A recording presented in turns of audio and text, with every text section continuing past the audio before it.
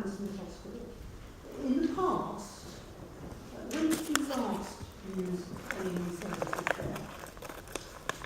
This was in 1996, when I was admitted for an operation to heart operation. And what was your experience then of travel times, getting there, and by what mode? It's a very, very good experience. It's very accessible. And what mode of transport was it? I could use bus, I could walk from my residence, and a car. And in terms of waiting times at that stage? At that stage, there were reasonable waiting times, yes. Can you put a figure on reasonable waiting time? Right, very, very difficult to remember. It's a long time ago, but I could say that it was usually certainly within 2 hours. And quality and standard of care received? Very high indeed. Now, moving on to post the closure in September 2014, you described pending at the Urgent Care Centre at Hammersmith Hospital. Can you help the Commission by explaining what happened? Well, we understood that there was no A&E service.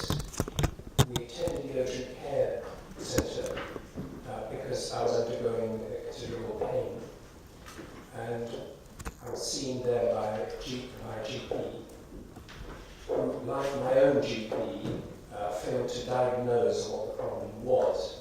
Pause there a moment. Yeah. Are you aware, and you may not know, were there any consultants available, or was it simply GPs at that stage? There was just that GP available. Continue. And it was only a week later, when I was under continued considerable pain, that I went to Chelsea Westminster A&E, where they diagnosed my condition. Pause there a moment. So you went to UCC, you failed to diagnose. Where were you sent, if anywhere, from UCC? Nowhere. What was you said failure of diagnosis? Was it simply a non-diagnosis? Well, it was diagnosed, actually Only if you're comfortable. I'm quite happy to make this comment. Diagnosed as IBS, when in fact it turned out to be diverticulitis. And then explain to us, please, how you came to go to A&E and how you knew on that occasion to go to A&E. Well, the pain was unbearable, and so, not having had a diagnosis that explained the condition, in my opinion, I went to A&E in Chelsea and Westminster. And why was it that you went to Chelsea and Westminster? Because that was the closest, as far as I could tell, the closest A&E that was open. And how were you able to get there? What form of transport? By car, driven by my wife. And how long were you waiting once you got to Chelsea and Westminster? That is difficult to remember the exact time, but it was several hours, yes. I don't know, perhaps if you're...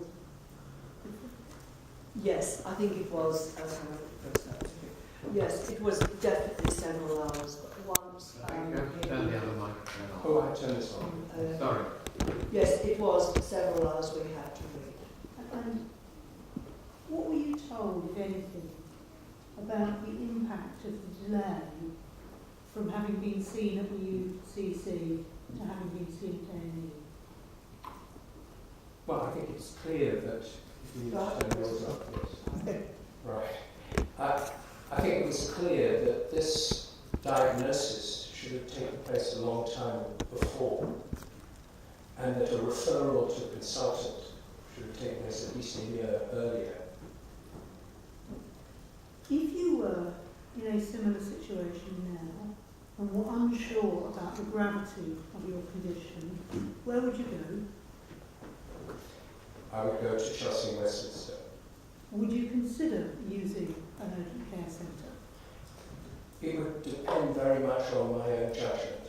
In a sense, we have to take ownership of our condition and find out as much as possible about it.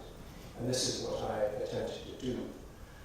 In any case, on the basis of having gone for over a year with periodic pains of considerable intensity, I had actually insisted with my GP that I should be referred. But it was only the referral will take a while, obviously, to go through the administrative procedures. But it was a week later that the condition was so bad that I decided to go to A&E. It was then A&E that immediately decided to hospitalise me and went through all the tests where they determined that this was a case of diverticulitis that needed urgent attention.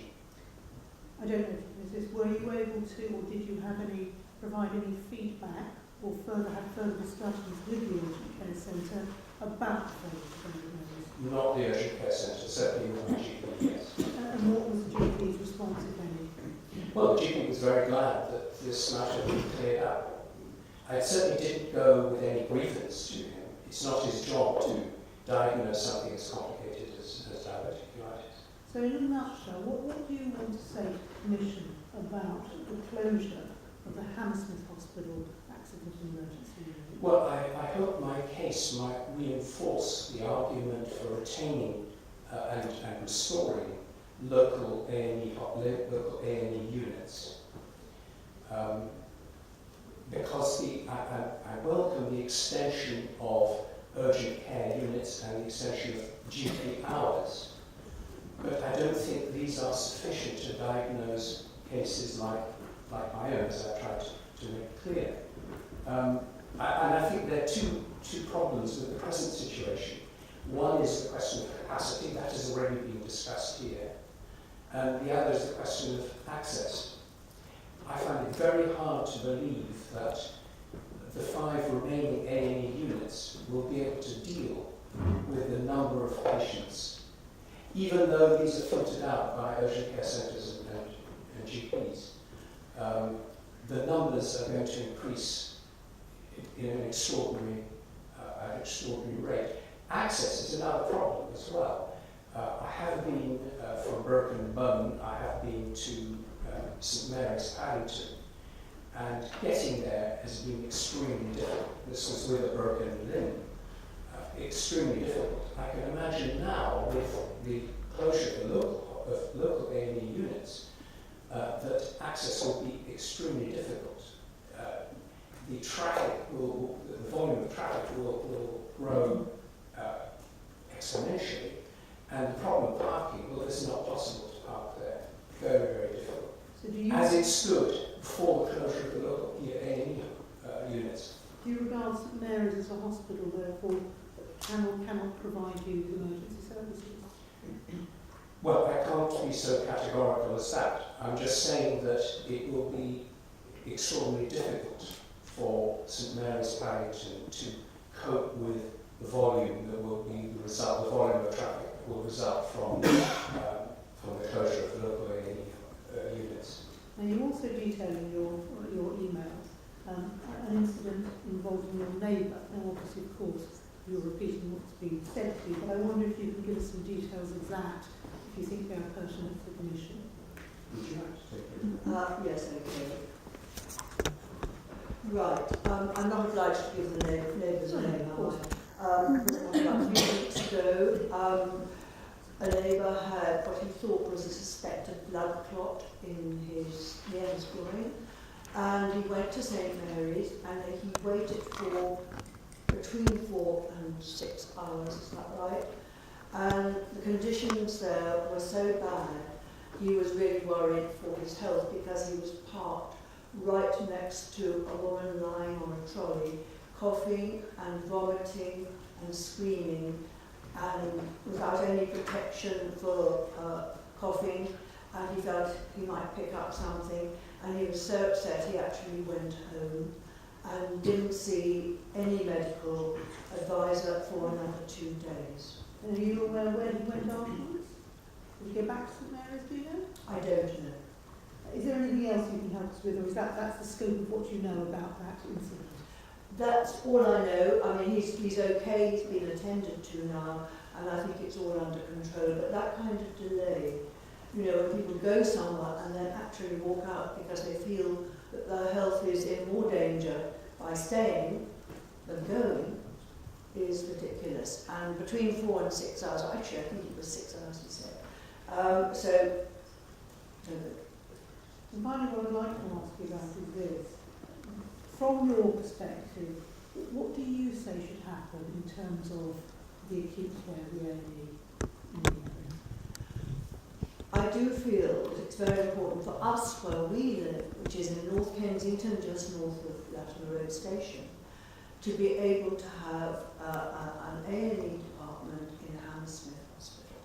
And I think some of the points I heard earlier about the space there to acquire land, parking is okay there, we're both able to walk, there's a bus service, it's very accessible for people in our area.